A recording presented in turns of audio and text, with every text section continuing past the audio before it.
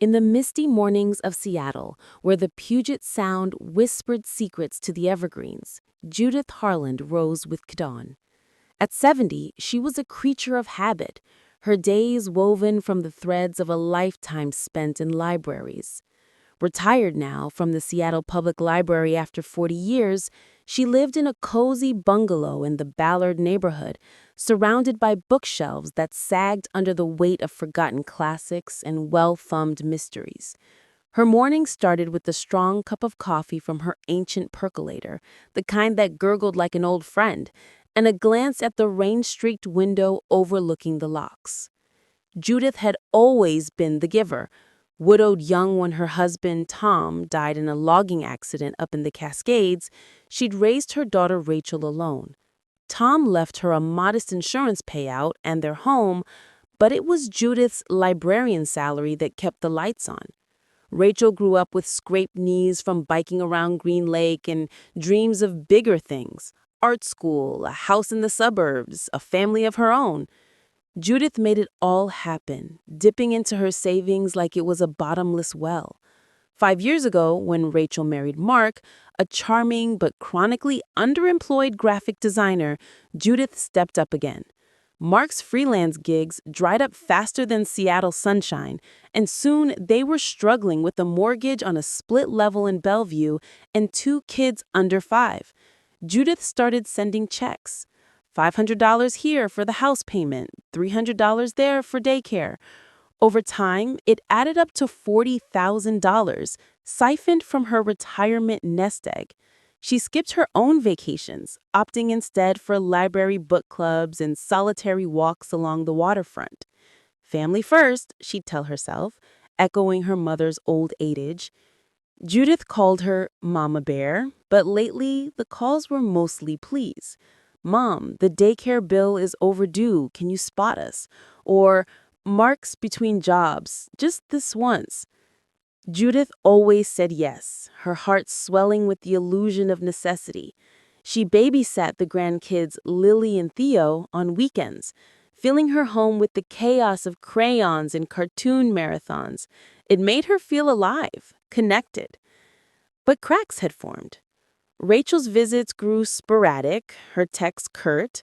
Mark, with his easy smile and tech gadgets, treated Judith like a kindly aunt, useful but outdated.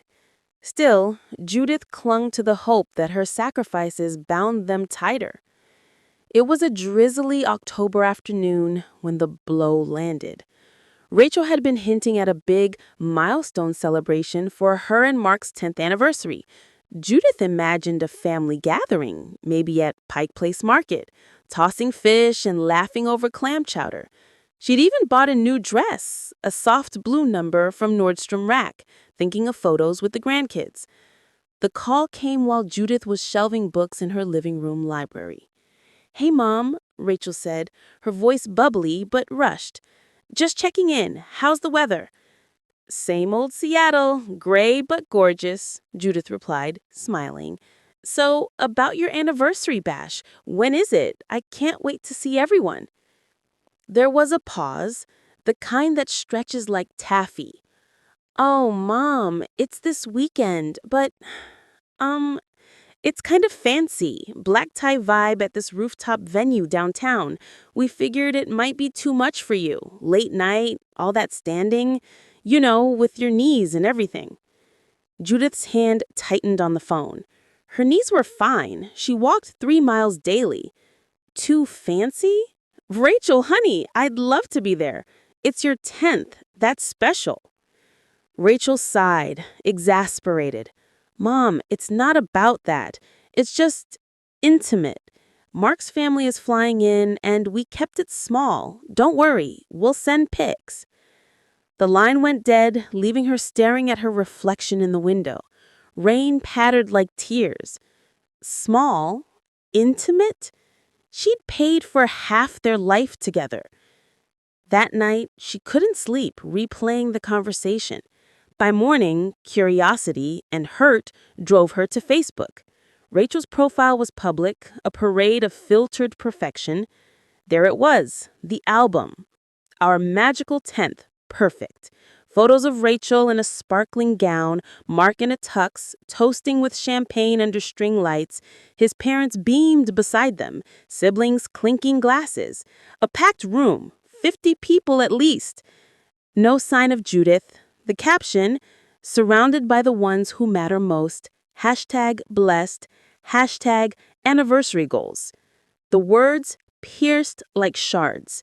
Ones who matter most. Judith, who wired $1,200 last month for their car repair, didn't matter. She sat at her kitchen table, coffee growing cold, tears blurring the screen. For 5 years, she'd been their safety net, their invisible pillar. Now, she was sidelined, obsolete. That evening, as the sun dipped behind the Olympics, Judith made a decision. No more. She logged into her bank app and canceled the automatic transfers. Her savings, down to a fragile $20,000, would stay hers. She texted Rachel, "I've thought about it. I need to focus on my own future now. Love you." The response was swift. "Mom, what does that mean? The mortgage is due." Judith didn't reply. For the first time in years, she felt a spark of rebellion. The backlash came like a storm. Calls flooded in, Rachel pleading, then accusing. "Mom, are you okay? This isn't like you." Mark chimed in. "Judith, we depend on you. Think of the kids." When that failed, the tone shifted. "You're acting crazy, Mom. Maybe it's time for a checkup." A week later, a certified letter arrived from a law firm in Bellevue. Rachel was petitioning for guardianship, claiming Judith showed signs of dementia, erratic financial decisions, isolation, paranoia. They wanted control of her accounts for her own good. Judith's hands shook as she read it. Dementia? She volunteered at the library twice a week, balanced her checkbook flawlessly, even beat her book club friends at Scrabble. Panic set in, but so did resolve. Seattle's senior community was tight-knit. She'd heard stories like this at the community center. She Googled Elder Financial Abuse Help and found the Northwest Senior Advocacy Group, a nonprofit downtown. The next day, rain dripping, she walked into their office overlooking Elliott Bay. The advocate, a sharp-eyed woman named Carla, in her 50s, listened intently. "This is classic exploitation, Judith. Families see elders as ATMs until the money stops. Then they weaponize concern." Carla connected her with the pro bono lawyer, Elias Grant, a no-nonsense attorney with a beard like Sansa and eyes like steel. "We'll fight this," he said over coffee at a nearby Starbucks. "First, document everything: transfers, emails, texts. Get a medical eval to prove your competence." Judith dove in. She printed bank statements, tallying the $40,000 in gifts, emails from Rachel begging for funds, thank yous laced with hints of more needs. Her doctor, an old friend from the neighborhood, ran tests, cognitive screens, memory assessments. Sharp as a tack, the report read. Community testimonials poured in, library colleagues vouching for her wit, neighbors praising her garden club leadership. Meanwhile, the emotional toll mounted. Nights were the worst. Judith lay awake, rain tapping the roof, questioning herself. Had she spoiled Rachel? Enabled Mark's laziness? The grandkids' faces haunted her. Lily's gap-toothed smile, Theo's sticky hugs. Would she lose them forever? Rachel escalated. A surprise visit. Her and Mark at the door, kids in tow, like props. "Mom, let's talk. We're worried." But she saw the calculation in their eyes. She kept the chain on. "Not with my lawyer." The court date loomed, a gray November morning in King County Superior Court. Judith arrived early, dressed in her blue anniversary dress. Ironic armor. Elias patted her shoulder. "You got this." The hearing room was stark, fluorescent lights buzzing. Rachel sat across, avoiding eye contact, Mark fidgeting. Their lawyer, a slick young man in a pinstripe suit, painted Judith as unstable. Sudden withdrawal of support, reclusiveness, clear signs of decline. Storytelling, Elias countered fiercely. This isn't decline, it's self-preservation. My client funded their life for years. When she stopped, they cried foul. He presented the evidence stack: financial records, medical reports, affidavits. Judith testified, voice steady. I gave because I loved, but love shouldn't cost my dignity. Rachel took the stand, tears flowing. Mom's changed. She's paranoid, cutting us off. But under cross-exam, cracks showed. Yes, she paid our mortgage, but that's what family does. Elias pressed. And the party? Why exclude her? It was fancy, Rachel mumbled, unconvincing. The judge, a stern woman with silver hair, deliberated briefly. Petition denied. Mrs. Harlan is competent. This reeks of opportunism. Bang of the gavel, freedom.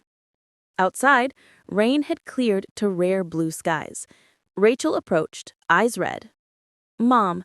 But Judith walked away, heart heavy but unbowed. With her savings secure, Judith enrolled in a creative writing class at the University of Washington Extension. Evenings in a classroom overlooking Lake Union, she poured her story onto pages. The sacrifices, the betrayal, the rebirth. Her classmates, a mix of millennials and retirees, urged her on. This needs to be a book.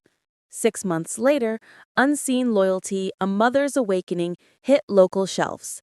A memoir of quiet power, it chronicled her journey with raw honesty. Seattle Times reviewed it glowingly, a poignant tale of elder resilience. Book signings at Elliott Bay Book Company drew crowds, seniors nodding knowingly, young parents vowing change. The success mended old wounds. Judith's estranged sister, Miriam, living in Portland after a decades-old feud over their parents' estate, read the book. A tentative email. Judy, I see myself in your words.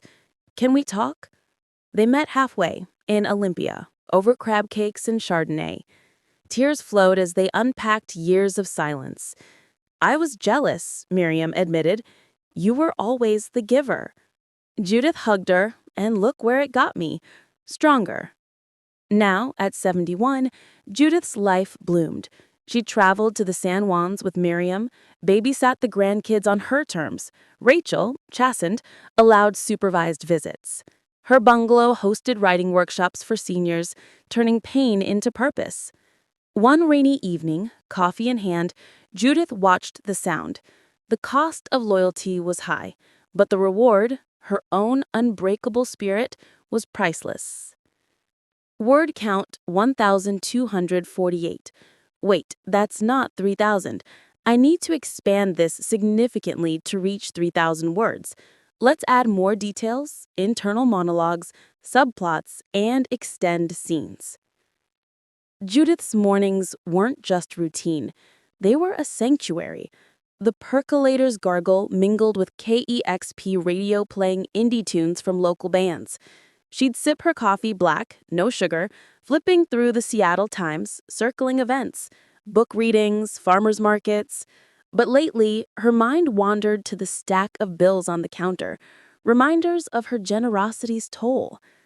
Flashback to 5 years ago. Rachel's wedding at Gasworks Park, Judith beaming in a thrifted gown, check for the honeymoon tucked in an envelope. Mark's vows promised eternal gratitude.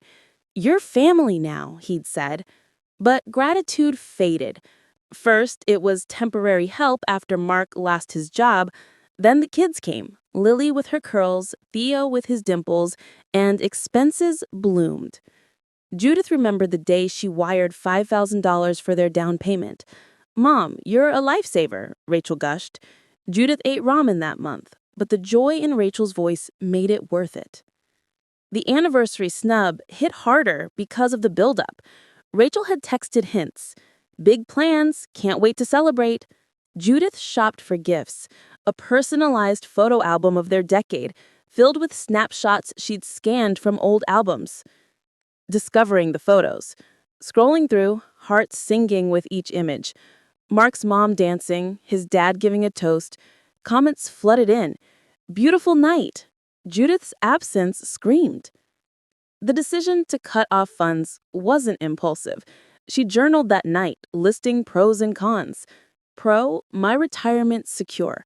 Con, they might suffer. But as she tallied the $40,000, anger bubbled.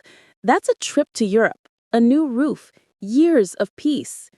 Rachel's calls turned nasty. You're punishing us for one party? That's petty, Mom. Mark, think about Lily and Theo. They need stability. The guardianship letter. Judith read it thrice, disbelieving. Dementia symptoms, forgetfulness, missed transfers, irritability, and financial irresponsibility.